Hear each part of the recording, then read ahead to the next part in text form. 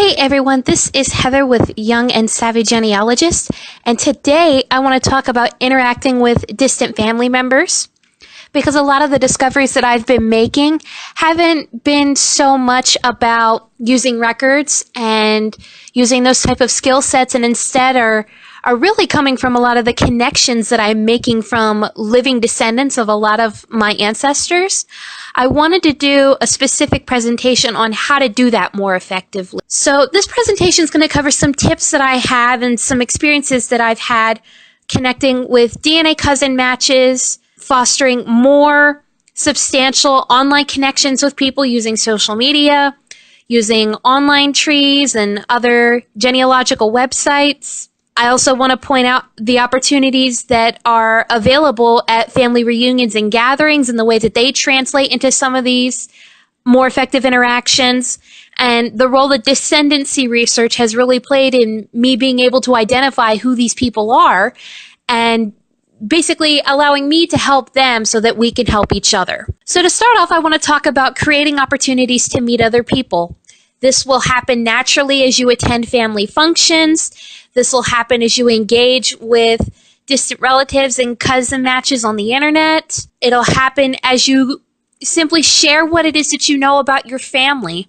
Some of the most important interactions that I've had have been through the blogging that I do and the videos that I've created. So I'll go through each of those a little bit more in detail and some examples of times that this has happened to me. But one of the most important decisions that I ever made as a genealogist was to start a genealogy blog and to share my journey in making these discoveries.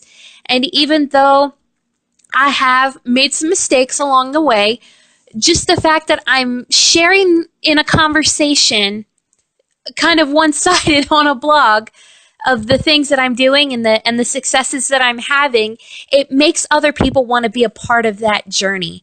So being willing to create content that you can share with other people of the things that you're learning, those become tools for further discovery. And then be really, really open to meeting people in real life. I know that we hear stories all the time about meeting people on the internet and how dangerous that can be and everything.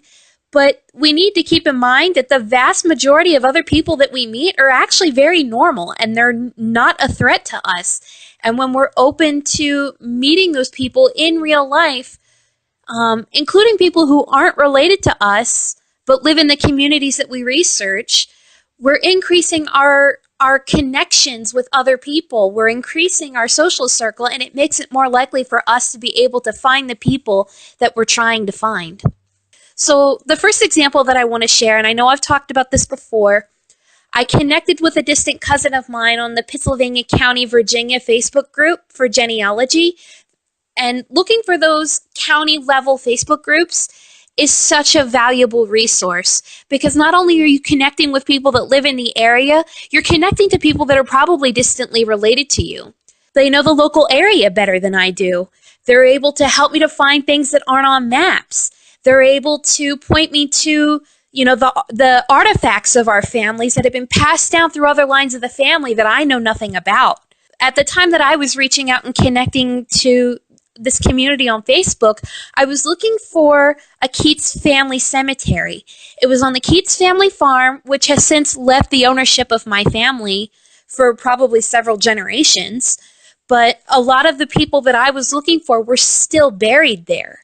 And as hard as I looked, as many local books and resources that I was checking, that cemetery was not on a map anywhere, and that was my goal. I wanted to map where that cemetery was located. One of the people who reached out to me that told me he knew where it was a distant cousin of mine from a completely different line of the family. He knew where it was because another one of my relatives who was really into genealogy, who has since passed away, at one point she was looking for the cemetery, and he took her to go and see it. So as soon as I asked about the cemetery, he knew exactly which one I was talking about. In addition to that, he knew the person whose land it was currently sitting on. So when I made arrangements to travel down there to meet him, he was not only able to get me to actually visit the cemetery, he was able to get permission for me to be able to do that he took a real interest in my journey, and he took me all around to that local community there in Pittsylvania County at the county seat at Chatham. So he was able to take me to the courthouse. He took me to a lot of the points of interest there in the community. I really felt like I got a tour of where my ancestors were from someone who knew the place way better than I did. You know, if I had just shown up and just tried to do everything on my own, I never would have been able to replicate everything that happened with him being my guide. So even though he was a total stranger to me that I met in a Facebook group, that was one of the most important things I could have done for my genealogy on those lines from the people from that area. So the next example that I have is a connection I was able to make through my Ancestry DNA cousin matches. I reached out to this gentleman because I could see that he was related to me through my dad's side. I picked my maiden surname, which is Doyle. So I started from a place of strength where I already had a lot of different DNA matches where I could see that, oh, they're related to me through not only my dad's side, but I can see that they're related to me through my paternal grandfather. So as I'm reaching out to these cousin matches, I can already give them an idea of how we're related to each other. I'm able to share information that I have that I can see that they don't have in their tree and point out that this is how we're connected to each other.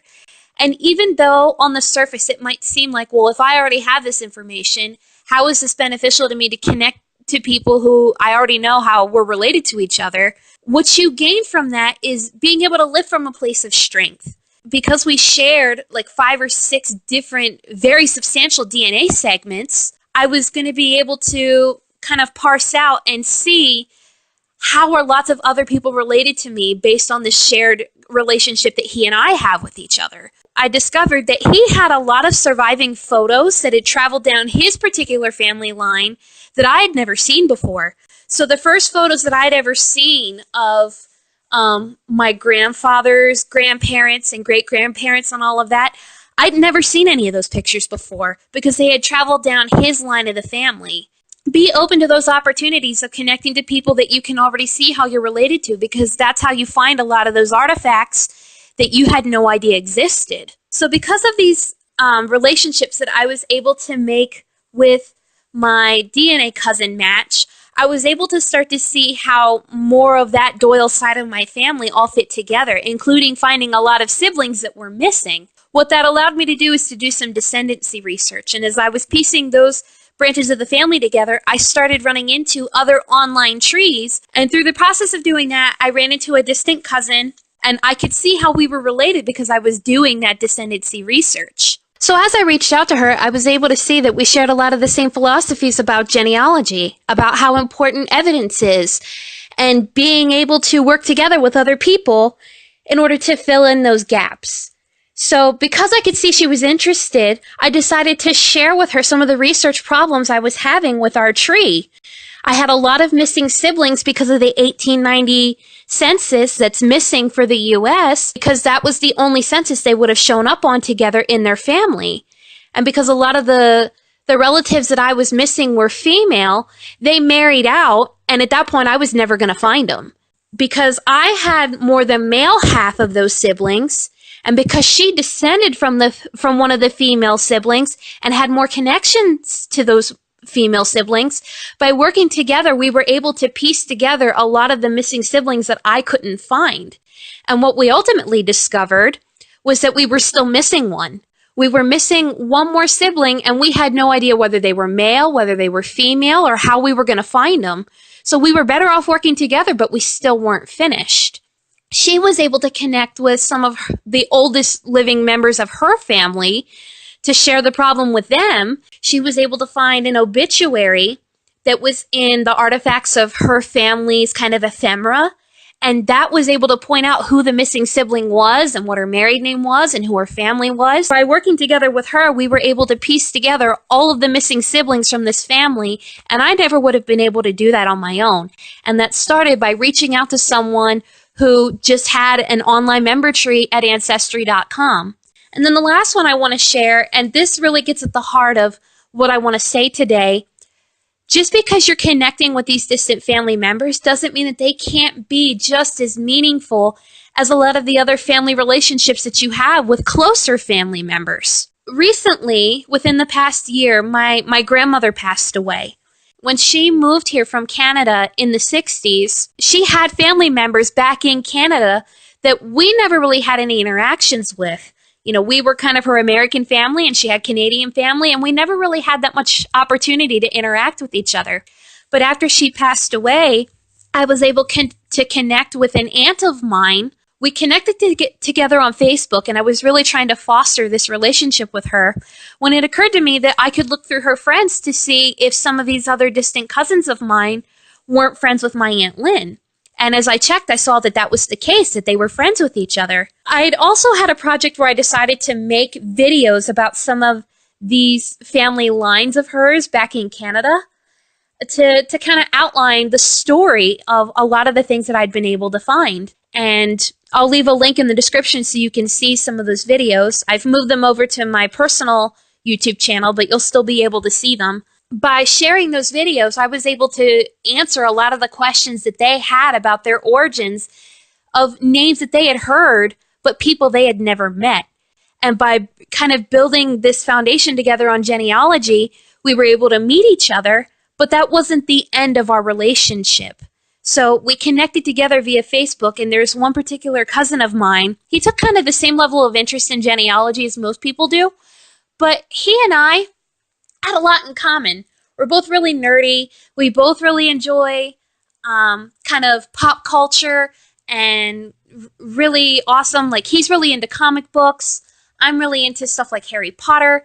And so just a lot of that kind of, you would call it fandom culture. And I took an interest in his life and in his interests and asked him questions about those kinds of things. And he was able to share with me how other uncles and everything in my family were also super into those things. So at the same time that I'm taking an interest in his comic books and his career and a lot of the things that he does in that type of community up in Canada, I was also learning about his father and his grandfather and his uncles and these people that have had this really important influence in his life, and that this was something that they shared together. And those were things I never would have imagined that I would find out. They were amazingly personal stories that he was sharing with me. And through the process of doing that, he wasn't just a source for this information on these people. He and I became really good friends. And he and I are still really good friends, and we talk all the time. And I feel closer to him, even though he's more of a distant cousin, than I do to some of my first cousins who are more closely related to me, just because he and I have more in common. As you're reaching out to these people, don't just treat them like distant cousins. Treat them the same way that you would treat your closer cousins. Allow yourself to build these relationships and these commonalities with each other. And a lot of, those complicated explanations about how you're related to each other, they disappear.